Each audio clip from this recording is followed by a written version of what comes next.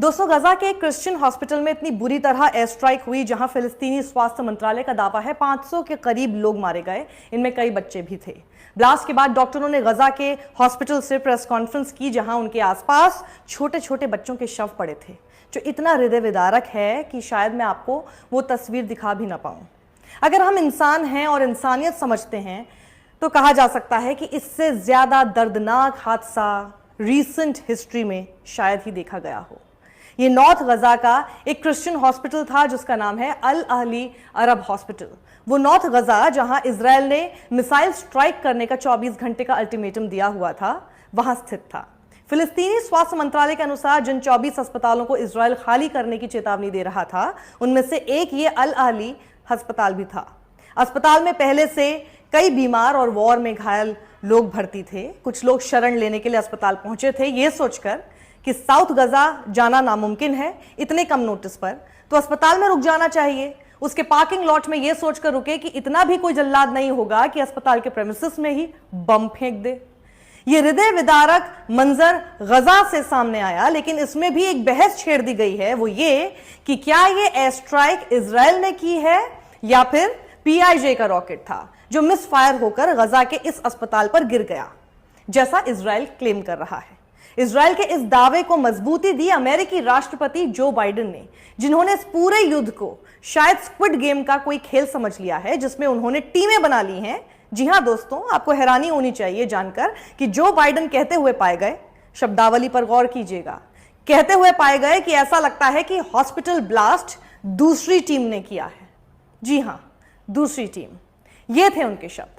युद्ध चल रहा है, दोनों तरफ लोग मारे जा रहे हैं और अमेरिकी राष्ट्रपति को ये दो टीमें नजर आ रही हैं। ये सब बोलने के बाद वो कहने लगे जांच करनी होगी जानने के लिए कि ये इजरायली मिसाइल थी या PIJ का रॉकेट, जिसके लिए मैं अपनी नेशनल सिक्योरिटी टीम भेज रहा हूं। मतलब जिस बात को आपको जांच करने के लिए टीम भेजनी पड़ रही है, उसे आपने हवा में बिल्कुल उसी दावे के साथ जनता के सामने रख दिया जो नेतन्याहू आपसे बुलवाना चाहता था।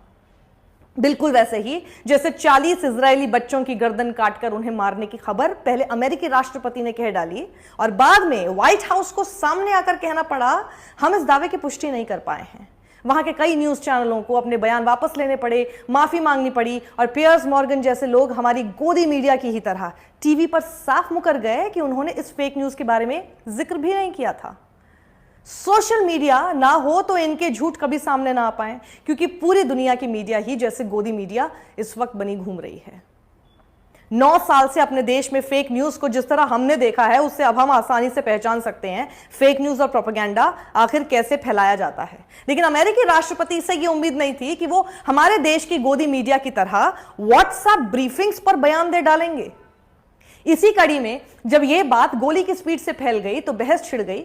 इसलिए कई आर्टिकल छपे हैं जो बताने की कोशिश कर रहे हैं कि ये PIJ का रॉकेट अटैक नहीं बल्कि इजरायली मिसाइल हमला क्यों लग रहा है। तो आइए इसे समझने की कोशिश करें।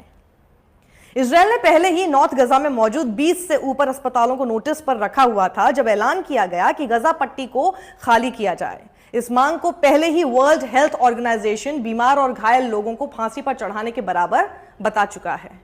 वहीं ध्यान देने वाली बात यह है कि तभी WHO ने यह भी कहा था कि कई हजारों लोग जो नॉर्थ गजा से बेघर हो गए हैं, वो हिंसा से बचने के लिए और साथ ही ऐसे सेवा संस्थानों को किसी भी हमले से बचाने के लिए भी इनमें शरण ले रहे हैं। तो अगर अस्पताल पर बॉम्ब फेंका गया तो उन सब की जानें जा सकती हैं। यानी इजराइल अस्पताल पर बॉम्बिंग कर सकता है, यह पहले से ही माना जा रहा था, इसलिए WHO ने यह सब कहा। जब बॉम्ब गिरा उस वक्त का यह ट्वीट देखिए। इस शख्स का नाम है हनान्या नफ्ताली, जिनकी पत्नी का नाम है इंडिया। ये इजराइल के सोशल मीडिया इन्फ्लुएंसर हैं जो इजरायली मिलिट्री की तथाकथित डिजिटल वॉर टीम में काम करते हैं। आसान भाषा में समझिए, इजरायली मिलिट्री का IT सेल।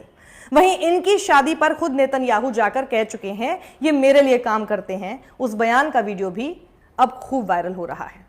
आखिर इनके बारे में मैं इतना इसलिए बता रही हूं कि इन्होंने ब्रेकिंग न्यूज करके ट्वीट कर डाला जिसमें लिखा इजरायली एयरफोर्स ने गजा के एक अस्पताल में बने हमास आतंकी बेस को उड़ा दिया और फिर आगे लिखा कई आतंकी मारे गए।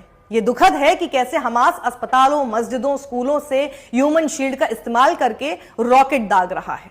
यानी अस्पताल पर बम फेंकने का जस्टिफिकेशन इनका था कि वहां हमास का बेस कैंप बना है। हर जगह बम फेंकने का जस्टिफिकेशन हमास को ही बनाया जा रहा है। पहले ही मैं आपको बता चुकी हूं, जिन बच्चों के शव हैं इस स्ट्राइक में, उनकी तो तस्वीर भी मैं आपको नहीं दिखा सकती। ये छोटे छोटे कुछ महीनों के बच्चे, इनकी नजर में हमास हैं। इस ट्वीट के बाद नफ्ताली ने अपना ट्वीट डिलीट कर दिया, क्योंकि ऐसा माना जा रहा है बॉम्बिंग का इतना बड़ा स्केल देखकर इजराइल को लगा इसकी जिम्मेदारी नहीं ली जा सकती, तो उन्होंने कहना शुरू किया कि यह पैलेस्टीन इस्लामिक जिहाद PIJ का रॉकेट था जो मिसफायर हुआ। इसलिए नफ्ताली को भी अपना ट्वीट डिलीट करना पड़ा, क्योंकि अब लाइन बदली जा चुकी थी। नफ्ताली ने फिर झूठ को और फैलाने के लिए यह पुराना वीडियो ट्वीट किया, जिसमें उसका झूठ खुद ट्विटर ने बता दिया कि यह वीडियो तो 2022 में तब का है जब गजा में बिजली थी, जबकि जो अभी बॉम्बिंग हुई है इस दौरान गजा पट्टी में बिजली नहीं है। दिलचस्प बात यह है कि इजराइल ने जो आधिकारिक स्टैंड लिया कि यह PIJ का रॉकेट मिसफायर हुआ है, उसे साबित करने के लिए जो ट्वीट किया वो भी डिलीट करना पड़ गया, क्योंकि झूठ उसमें भी पकड़ा गया। कैसे? इजरायली सरकार के आधिकारिक ट्विटर हैंडल से एक वीडियो फुटेज ट्वीट की गई, जिसमें इस्लामिक जिहाद रॉकेट मिसफायर होता हुआ दिखाया जा रहा था, लेकिन फिर यह ट्वीट डिलीट कर दिया गया और ट्वीट दोबारा किया गया जिसमें यह वीडियो गायब था। यह माना जा रहा है कि ऐसा इसलिए किया गया हो सकता है कि उस वीडियो में जो फिलिस्तीनी रॉकेट लॉन्च होता दिखाया जा रहा था, उस पर जो टाइम दिख रहा था वो अस्पताल ब्लास्ट के 30 से 40 मिनट बाद का था, यानी उससे अस्पताल पर ब्लास्ट नहीं हुआ। इस बात को इस ट्वीट से समझिए। इन्होंने इस ट्वीट को एडिट कर दिया है, जिसमें अब वो वीडियो गायब हैं, क्योंकि वीडियो फुटेज में फिलिस्तीनी रॉकेट 1700 GMT पर लॉन्च होते दिख रहे हैं। वहीं अल जजीरा ने अस्पताल की बॉम्बिंग की खबर ही 1649 GMT पर रिपोर्ट की है। यानी देखिए, जाहिर सी बात है, जब बॉम्बिंग रिपोर्ट हुई असल में उससे कुछ समय पहले ही हुई होगी, 1700 GMT पर तो नहीं हुई होगी, इसलिए वो वीडियो फुटेज बॉम्बिंग के बाद का है। वहीं टाइम्स ऑफ इजराइल ने कंफर्म किया कि यह ट्वीट एडिट किया गया है ताकि वो वीडियो हटाए जा सकें। कुछ लोगों ने ही पॉइंट आउट किया कि यह वीडियो 40 मिनट बाद का है, और एक वीडियो तो ऐसा था जिसमें भविष्य की तारीख दिख रही थी। अब संदेह के घेरे में इजराइल है और रशिया भी मांग कर रहा है इजराइल से सैटेलाइट इमेज के रूप में सबूत, ताकि वो साबित करे कि मासूमों की जान लेने जैसा अमानवीय कृत्य इजराइल ने नहीं किया। इन सब बातों को समझने और जानने के बाद अब आप सोच लीजिए कि जो बाइडेन, जो पहले से ही मेरी टीम दूसरी टीम का मैच खेल रहे हैं, वो जब अपनी भेजी टीम से जांच कराएंगे तो कितनी ही निष्पक्षता से जांच हो पाएगी। समझने के लिए आप समझदार हैं। जो बाइडेन हर साल $3.8 बिलियन की कीमत वाला एम्युनिशन यानी गोला बारूद इजराइल को भिजवाते हैं, वहीं इस दौरान लिखते हैं कि वो गजा में $100 मिलियन की मदद पहुंचा रहे हैं। एक तरफ मेरी टीम दूसरी टीम बोलते हैं, दूसरी तरफ ट्वीट करते हैं कि मैं ये साफ कर देना चाहता हूं कि फिलिस्तीन का बड़ा बहुमत हमास नहीं है और हमास फिलिस्तीन का प्रतिनिधित्व नहीं करता। ये हम भी जानते हैं जो बाइडेन साहब, बिल्कुल उसी तरह जिस तरह इजराइल का हर यहूदी आपके और नेतन्याहू के इस खेल का हिस्सा नहीं बनना चाहता और फिलिस्तीन के साथ सीजफायर चाहता है। ये रही तस्वीरें, बिल्कुल वैसे ही जैसे भारत की भी एक बड़ी आबादी किसी लीडर के जहरीले खेल में अंधभक्त या ज़ॉम्बी नहीं बनी है। जहां कितने यहूदी चाहते हैं सीज फायर हो और शांति बहाल कराई जा सके, उस दौरान एक अकेला देश जो सीज फायर के विरुद्ध खड़ा हो जाता है वो है अमेरिका। जहां चीन, जापान जैसे देश भी सीज फायर चाहते हैं, वहीं ये एक अकेला अमेरिका अपना हाथ खड़ा करता है सीज फायर के विरुद्ध, ये जानते हुए कि ये परमानेंट मेंबर है और इसका एक वोट तय करेगा क्या होना चाहिए। तो क्या आप जानते हैं शांति बहाल हो सकती थी, दोनों ही तरफ जानें बच सकती थी अगर अमेरिका अपने वोट से खेल ना खेलता। पर सुप्रीमसी का खेल खेलने की जैसे आदत हो गई अमेरिका की, और इनकी नजर में दूसरे सभी लोग जैसे कीड़े मकोड़े हैं। ड्राफ्ट रेजोल्यूशन रिजेक्ट हो गया इस एक वोट के कारण, लेकिन इतिहास में यह पहला वोट या पहली बार नहीं है जब ऐसा हुआ हो। अमेरिका हमेशा से ऐसे ही अपनी वीटो पावर का इस्तेमाल करता आया है इजराइल को बचाने के लिए। 5 दशक से यह देखा जाता रहा है कि 53 बार इसी तरह अमेरिका ने हर ऐसे रेजोल्यूशन से इजराइल को बचाया है जो उसकी हरकतों की आलोचना करता था। और भी बड़ी विडंबना और दुखद तस्वीर तो यह है कि अमेरिका के इस गलत फैसले के लिए हाथ उठाती महिला खुद ब्लैक है। याद है ना आपको ब्लैक लाइव्स मैटर कैंपेन? ये उसी कम्युनिटी का प्रतिनिधित्व करती हैं जो डोनाल्ड ट्रंप के हारने पर खुशी के आंसू छलका रहा था। क्योंकि उनके मुताबिक बाइडेन मसीहा है और ट्रंप उन पर जुल्म करने वालों में से एक, और आज ये खुद जुल्म करने वालों के साथ खड़ी नजर आ रही हैं।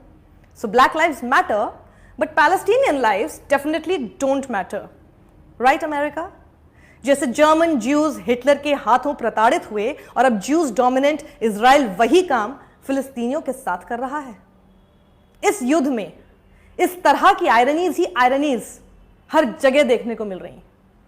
एक फिलिस्तीनी लेखक ने ऐसी ही एक विडंबना का प्रमाण पेश किया राजदीप सरदेसाई के शो में, जब वो एकदम वाजिब सवाल पूछती हैं, इंडिया जो इतने सालों तक कॉलोनाइजेशन का विक्टिम रहा, वो आज कैसे वेस्ट के साथ खड़ा दिख सकता है? पर ये सब सवाल हैं जिनका जवाब आखिर कोई देना नहीं चाहता। That is on you. That is on the media. It is dishonest, and you are participating in the manufacturing of consent for another Western imperial genocidal war, and we are paying the price. We have been paying the price for 75 years. How can India, a former colony that endured the unspeakable under the British, how can you now be saying what you're saying? That is the mind-blowing part. How quickly you have forgotten what the West has done to you.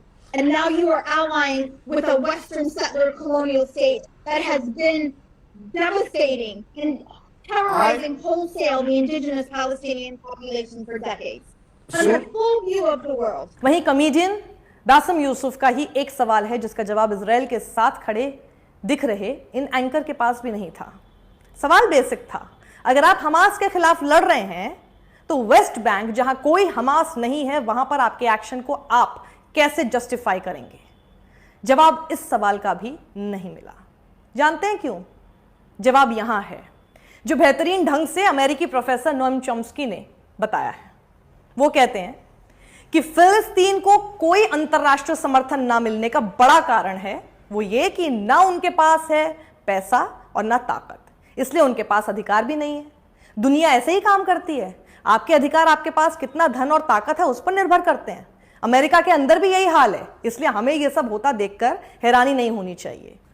अगर आप रॉक्सबरी के गरीब black बच्चे हैं, आपके पास suburbs में रहने वाले अमीर आदमी जैसे अधिकार नहीं होंगे। अंतर्राष्ट्रीय मंच पर भी यही होता है। फिलिस्तीन को समर्थन के बयान जरूर मिल सकते हैं, लेकिन कोई उनके लिए ज्यादा कुछ करेगा नहीं, खासकर तब जब अमेरिका धमकाता है ऐसे हर किसी को जो हो सकता है फिलिस्तीन के लिए कुछ करना चाहे।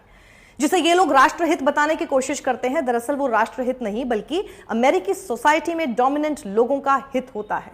इसलिए राष्ट्रहित का मतलब होता है बेहद अमीर लोग, बड़ी कॉरपोरेशंस के हित, उनके हित जो सरकारी नीतियां तय करने की ताकत रखते हैं। जनता राष्ट्रहित नहीं होती, जनसंख्या का तो कोई लेना देना ही नहीं है। जनता तो अक्सर सरकारी नीतियों की कड़ी आलोचना करती है और उनकी कोई सुनता ही नहीं है। जनता हमेशा से कहती आई है कि अमीरों पर टैक्स ज्यादा लगने चाहिए, लेकिन असल में होता क्या है? अमीरों पर टैक्स कम किए जाते हैं। हम ऐसे समाज में रहते हैं जहां पब्लिक सरकारी नीतियां तय नहीं कर पाती जब तक कि जनता गंभीरता से इन मुद्दों को सिस्टम के अंदर तक लेकर ना जाए। तो देखिए, कई लोगों के अपने राजनीतिक फायदे और खोती हुई जमीन देखकर राजनीतिक फायदा उठाने की कोशिश में एक आम आदमी, मासूम आदमी कैसे पिस रहा है दोनों ही तरफ। लाइक कीजिए, शेयर कीजिए, सब्सक्राइब कीजिए। सत्यमेव जयते।